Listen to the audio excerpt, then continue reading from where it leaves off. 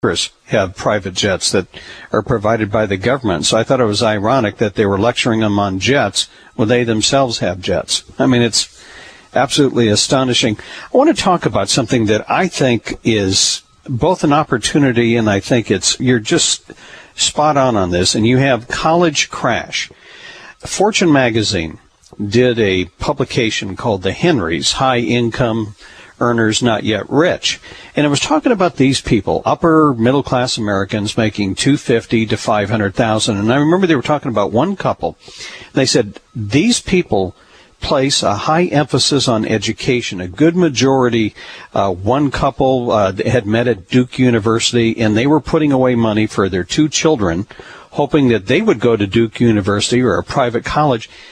And, Gerald, they were talking about $500,000 a kid by the year 2020. $1 million to put two kids through college. Something is not going to work here. And you're talking about a college crash here. Look how many degrees that are out there today that are useless. I mean, a lot of the stuff that people get degrees in, you can't get a job. You mean you don't think a degree in art history will get you anywhere? Yeah, as an art teacher. Humanities? How about psychology? I'm taking Psych 102, you know. Well, I mean, this is insane. I mean, we went through the system. We know what it's like. We tell people, if you're sending your kid to college for business administration, marketing, journalism, communications, art history, any of these soft sciences, save your money. They're not even going to be able to get a job at Sports Authority. The system is built for 20th century America. And the reason that people are putting their money into the kids like this is because what's happened over the last couple of decades is that all new children born have become special. Hey, all these special kids out there. And then when they turn a certain age, they become amazing. And for the amazing and special children, you can't spend enough money on them. And we hire interns all the time here at the Trends Research Institute. I have to tell you, Jim, these people are coming with such inflated expectations, very little respect, and giant egos. They know nothing. And as we know, the only way you learn in life is to go through it. My dear father, may he rest in peace, he used to say to me, he said, son, they say that youth is wasted on the young. He said they were talking about you. and these kids today think they know it all. And all they have is a piece of paper. And because it comes from Columbia or Princeton or Yale or some state university, they think they're holding on to something. Yeah, that and probably now $5 will get you on the subway. So, yeah, and the colleges have expanded just as stupidly and overconsumed as the consumers that have overconsumed and the businesses that have overconsumed and overexpanded with these huge projects and huge sports teams and all these bloated budgets. They've lost their direction. And I say to anyone, if you think your university's system is so great, show me the greatness that it's produced. Show me in the arts. Show me in literature. Show me in the sciences. Show me in business. Show me in the humanities. Show me. And they could show me nothing. One thing that you talk about this in a trend post, and this I think is maybe where we may be going, distance learning. I mean, I'm taking a course right now from the University of Edinburgh. We already have this in place in things like, where the jobs are going to be, conservation engineers, technologists, alternative energy, things that relate and make the economy work. Maybe that's what we're going to go back to. Yeah, and why not? Something old is dying that deserves to die. I have no sympathy for Wall Street going under. What's bad for Wall Street's wonderful for Main Street. I mean, after all, it's Wall Street that killed Main Street.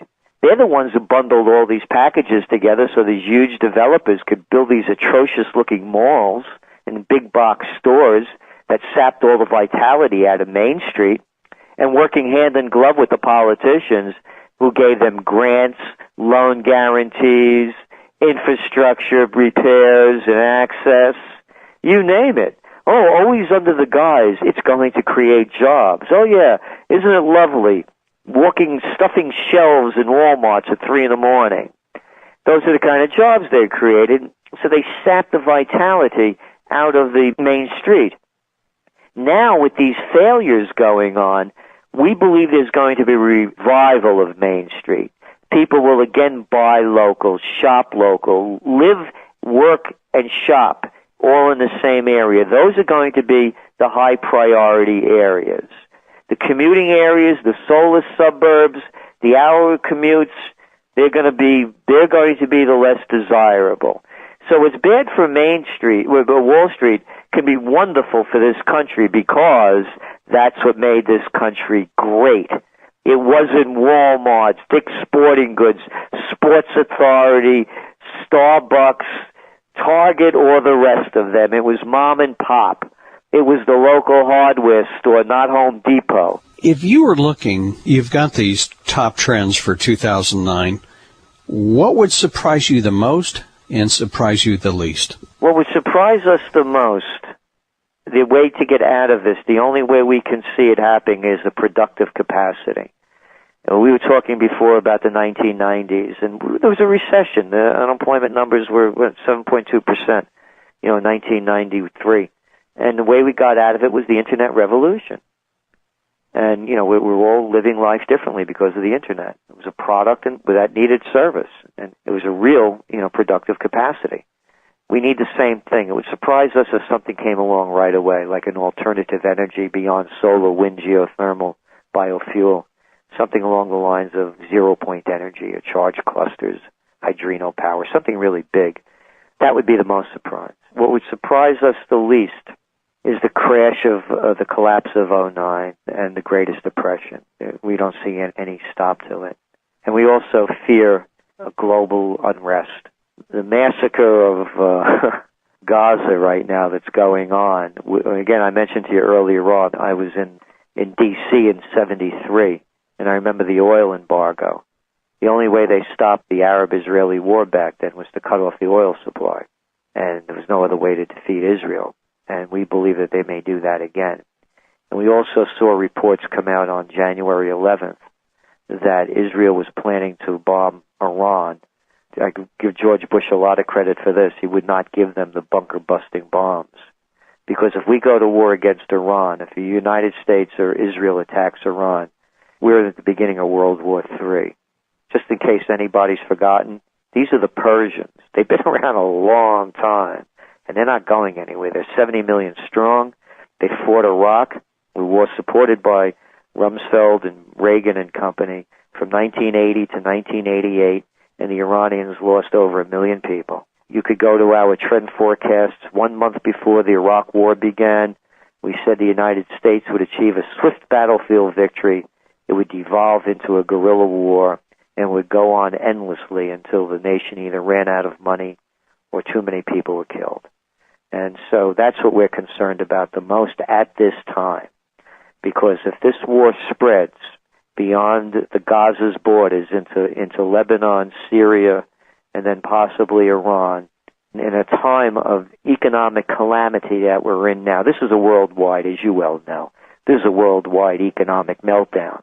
You throw an oil shock on top of this, it'll be hell. Fascinating material. Gerald, as we close, if our listeners would like to find out more about your work and your Trends Journal, please give out your website if you would. Yes, it's trendsresearch.com. That's trendsresearch.com. And you can see our forecasts from 2008. You can go back and look at many of them throughout the years and what we're forecasting now. And as I mentioned earlier, our work is to alert people, to give them information so they can see ahead and plan ahead. And we do our very best to make it available to everyone. All right. Well, fascinating material. And once again, congratulations on a lot of your forecasts. Somebody has called you the modern-day Nostradamus. So once again, Gerald, it's a pleasure to have you on the program. The website is called trendsresearch.com. And we've been speaking with Gerald Celente. My next guest